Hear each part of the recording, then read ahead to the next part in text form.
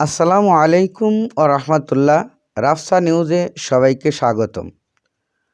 ভোটারদের উপস্থিতি নিশ্চিত করলেই নির্বাচন অংশগ্রহণমূলক হবে না বলে মন্তব্য করে রাজনৈতিক বিশ্লেষকদের অনেকেই বলেছেন, আগে থেকেই ফলাফল বুঝে গেলে নির্বাচন নিয়ে আগ্রহ কমে যায় সাধারণ মানুষের। সকালে রাজধানীর একটি হোটেলে সেন্টার ফর গভর্নেন্স স্টাডিজের সিজিএস সেমিনারে এসব বলেন তাঁরা। আর রাজনৈতিক অস্থিরতা ও নির্বাচনী প্রক্রিয়ার একটি স্থায়ী সমাধান দেশের অর্থনৈতিক অগ্রগতির জন্য সহায়ক বলে মনে করেন অর্থনীতিবিদদের অনেকেই। বাংলাদেশের অর্থনীতি, রাজনীতি ও বহির্বিশ্বের সাথে সম্পর্কের উপর আসন্ন জাতীয় সংসদ নির্বাচনে সেমিনারে আয়োজনে উপস্থিত ছিলেন তারা। ওই সেমিনারে বক্তারা তুলে ধরেন দ্বাদশ জাতীয় সংসদ নির্বাচন নিয়ে তাদের ভাবনা।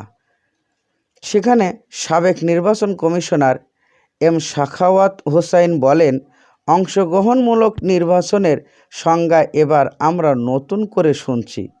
ভোটাররা নাকি পার্টিসিপেট করলেই অংশগ্রহণমূলক হয়ে যায়।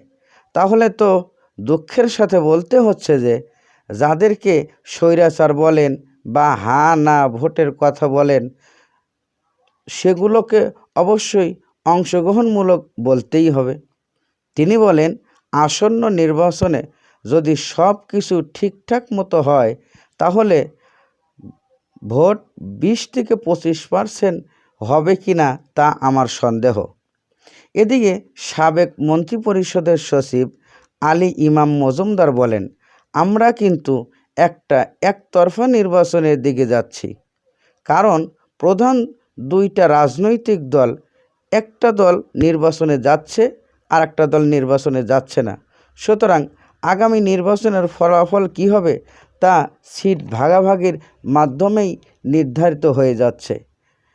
এদিকে রাজনীতির সাথে অর্থনীতি ওতপ্রোতভাবে জড়িত উল্লেখ করে অনেকেই বলেন, সবার মতামতের ভিত্তিতে নির্বাচনী প্রক্রিয়া স্থায়ী সমাধান মিললেই দেশের অর্থনীতির অগ্রগতিও বাধাগ্রস্ত হবে না।